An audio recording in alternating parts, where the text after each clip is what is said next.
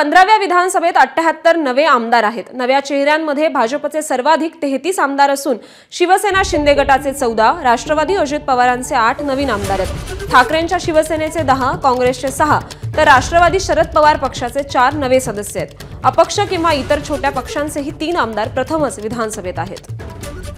या संदर्भातले अधिकचे अपडेट्स देत आहेत आपले प्रतिनिधी अजय माने।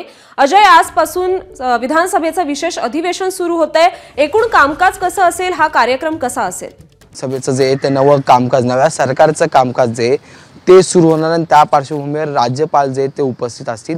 राज्यपालांकडून हंगामी जे विधानसभा अध्यक्ष असतील म्हणजे या संपूर्ण अधिवेशन ज्यांच्याकडून शपथविधी पार पडेल त्यांच्या नावाची घोषणा होईल आणि मग त्यांचा एकंदरीत शपथविधीचा जो आहे तो कार्यक्रम जो आहे तो पार पडेल। त्याच्यानंतर राज्यपालांचं भाषण होईल आणि त्याच्यानंतर मग जो आहे तो पुढचा कार्यक्रम जो आहे तो सुरळीत पार पडेल। त्याच्यानंतर उद्याचा दिवस आणि आजचा दिवस महत्त्वाचा असणार आहे, कारण की हा 2 दिवसही जे ते नवनिर्वाचित जे आमदार निवडून आलेले आहेत त्यांचा शपथविधीचा कार्यक्रम म्हणजे संपूर्णतः 288 आमदारांचा शपथविधीचा कार्यक्रम जो आहे तो पार पडेल। आमदार शपथ घेतील आणि मग जो तिसरा दिवस असणार आहे 9 तारखेचा सोमवारचा, त्या दिवशी नव्या अध्यक्षांची जी आहे ती घोषणा केली जाईल आणि मग नव्या अध्यक्षांचा जो आहे तो एकंदरीत शपथविधी सोहळा पार पडेल। राज्यपालांचं अभिभाषण होईल आणि हे 3 दिवसाचं अधिवेशन जे आहे ते असं सरळ चालत राहील। आपण जर पाहिलं तर यंदाचं अधिवेशन विशेष असणार आहे, कारण की यंदा पहिल्यांदाच महाराष्ट्राच्या विधानसभेत जे ते विरोधी पक्ष नेता नसणार आहे। त्यामुळे नेमकं आता विरोधकांकडून भूमिका कशा पद्धतीने मांडली जाणार हा महत्त्वाचा मुद्दा आहे। पण दुसरा महत्त्वाचा मुद्दा आहे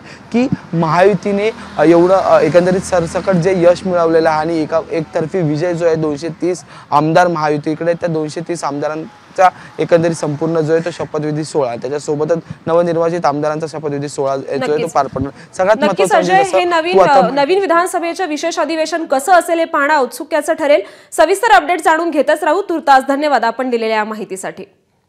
तर मंत्रिमंडळ विस्ताराबाबत आज राज्यातील महायुतीच्या नेत्यांची बैठक पार पडण्याची शक्यता आहे। त्याआधी काल प्रफुल्ल पटेल यांच्या मुंबईतील निवासस्थानी उपमुख्यमंत्री अजित पवार आणि राष्ट्रवादी प्रदेशाध्यक्ष सुनील तटकरेंची तासभर बैठक पार पडली। राष्ट्रवादीला मंत्रिमंडळ विस्तारात 7 कॅबिनेट आणि 3 राज्यमंत्री हवे असल्याची सूत्रांची माहिती आहे। तसंच राष्ट्रवादीच्या बैठकीत या खात्यांसाठी चेहरेही ठरल्याचं सांगण्यात येत आहे। एबीपी माझा, उघडा डोळे बघा नीट।